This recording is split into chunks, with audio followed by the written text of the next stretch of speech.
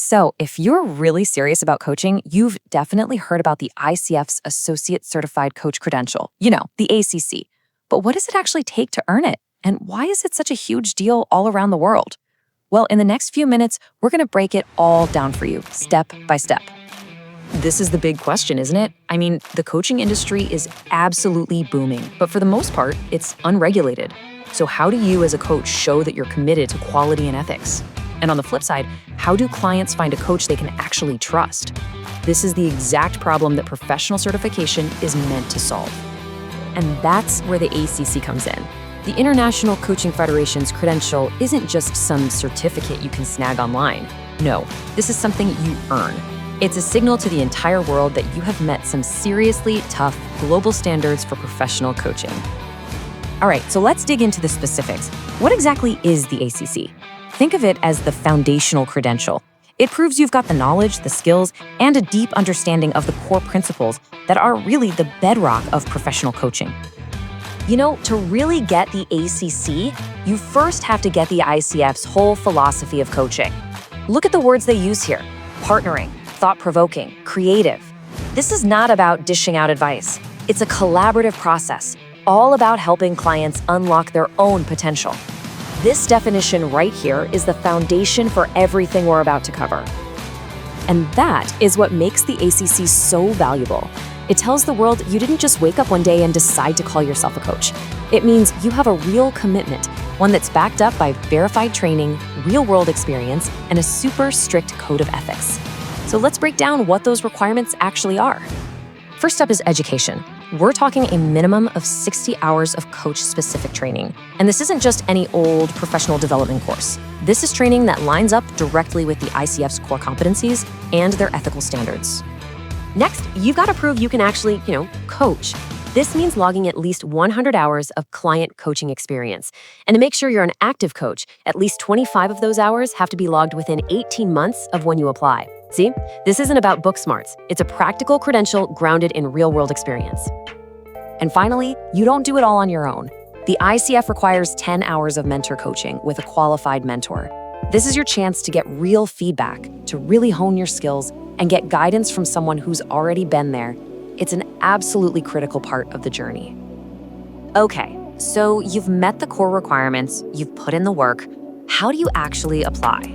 This is where it gets interesting, because the ICF offers two different paths, and it all depends on how you got your training. So you've got two options. The level 1/level 2 path is the most streamlined route. It's for people who finished an all-inclusive ICF accredited program where things like your mentor coaching and evaluation are just built right in. The portfolio path, on the other hand, is more of a build-your-own adventure. It's for coaches who've pieced their training together from different places. If that's you, you'll need to document your mentorship separately and submit a recorded coaching session for evaluation.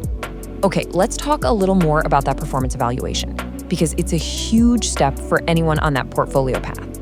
This is where the rubber meets the road, where you prove your coaching skills in a real-world scenario. The process itself is pretty straightforward. First, you record an actual coaching session, somewhere between 20 and 60 minutes long, and it can't be a role play. It has to be with a real client. Then, you transcribe it, word for word. Finally, you submit both the audio and the text file. From there, trained ICF assessors review it to make sure your coaching really demonstrates those core competencies at the ACC level. Once your application, your experience, and your performance are all approved, there's just one final step: the ACC exam. This is the knowledge-based part of it all that tests your understanding of the theories and standards that are the foundation of professional coaching. Now, when you look at what the exam focuses on, something pretty important stands out. Sure, coaching techniques are the biggest piece of the pie, but a full 60% of the exam is all about ethics and professional boundaries. That tells you that for the ICF, knowing what coaching isn't is just as important as knowing what it is. Let's look at a real sample question to make this a little more concrete. A client asks for advice. What do you do? Well, the right answer here is number 4, but why? Because giving advice is consulting. That's not coaching. A professional coach holds that boundary and instead partners with the client to help them find their own strategies. See how that ties right back to that original ICF definition of coaching? When it's finally time to take the exam, you've got a choice.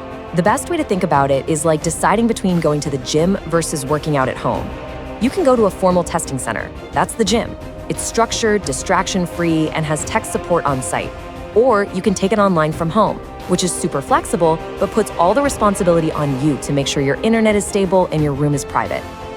So, you've passed the exam. Congratulations, that's amazing!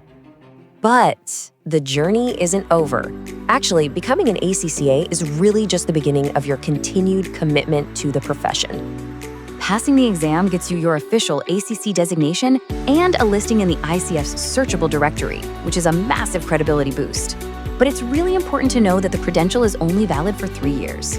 This isn't a one-and-done achievement, it's an ongoing commitment to being a pro. And that's because the ACC has to be renewed. Over those 3 years, your credential is valid, you have to complete 40 hours of continuing coach education. That includes even more mentor coaching and ethics training.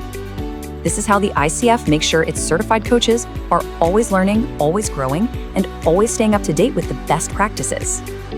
And there you have it. That is the complete roadmap to the ACC credential. It's a journey of education, experience, and examination that really solidifies your standing as a professional coach. So now that you know the path, the only question left is, what's your next move?